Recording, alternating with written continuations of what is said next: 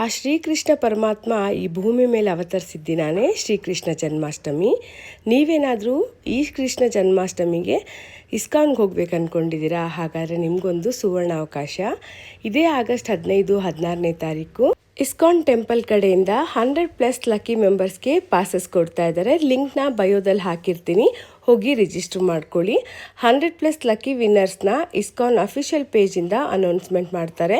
ನಿಮ್ಮ ಮನೆಗೆ ಪ್ರಸಾದ ಕೂಡ ಕಳಿಸ್ಕೊಡ್ತಾರೆ. ಒಂದು ವೇಳೆ ನಿಮಗೆ ಇಸ್ಕಾನ್ ಟೆಂಪಲ್ಗೆ ವಿಸಿಟ್ ಮಾಡೋಕ್ಕಾಗಲಿಲ್ಲ ಅಂದರೆ ಯೂಟ್ಯೂಬ್ ಚಾನಲ್ ಇದೆ, ಸ್ವಾಗತಂ ಕೃಷ್ಣ ಅಂತ. ಇದರಲ್ಲಿ ಲೈವ್ ಸ್ಟ್ರೀಮಿಂಗ್ ಆಗ್ತಾ ಇರುತ್ತೆ.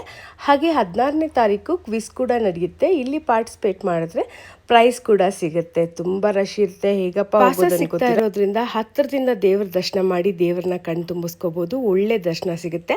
ರಿಜಿಸ್ಟರ್ ಮಾಡ್ಕೊಳ್ಳೋಕೆ 11ನೇ ತಾರೀಕುವರೆಗೂ ಅಷ್ಟೇ ಅವಕಾಶ ಇದೆ.